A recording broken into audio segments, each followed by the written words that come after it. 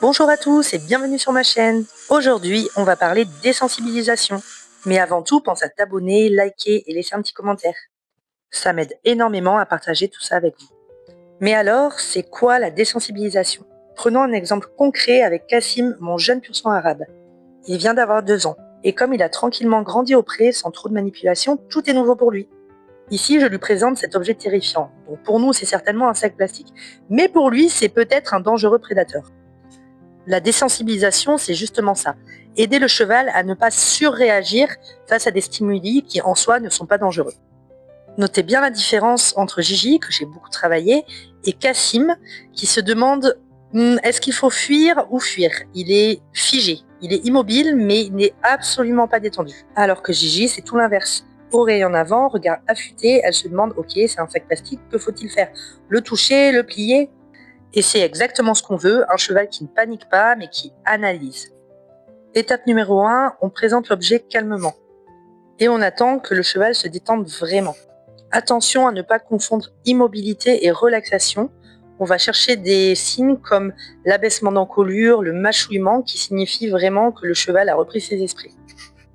Ici, je demande à Kassim de me faire confiance, c'est-à-dire de suivre la pression du licol malgré le sac plastique. Vous voyez, en début de séance, quand j'ajoute du mouvement au sac, il réagit, tête haute, yeux écarquillés et mouvement de recul. Et c'est très bien qu'il l'exprime au lieu de rester figé. Je garde la même distance entre lui et le sac jusqu'à ce qu'il trouve le calme, puis je retire le sac. C'est la technique de l'approche-retrait.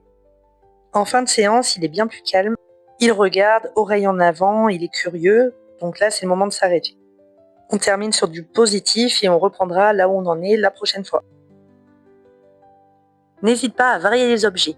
Le but, ça n'est pas de tout montrer, c'est impossible. Ce qu'on veut, c'est leur apprendre comment gérer leur peur. On leur apprend à nous faire confiance, on leur apprend qu'ils ont le droit d'avoir peur, de reculer un peu par exemple, mais ni de sauter dans nos bras, ni de partir au grand galop au sens inverse. Voici Gypsy et les parapluies.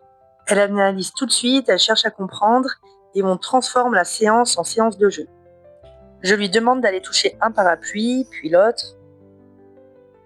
J'en ai profité pour présenter le même objet à Kassim et j'étais super fière de lui.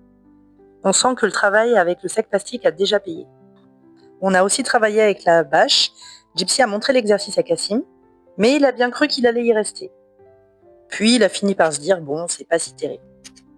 On se quitte avec Gigi qui passe sur la bâche, s'arrête et repart à mon signal, une vraie star. Et moi, je vous dis à très bientôt pour de nouvelles vidéos.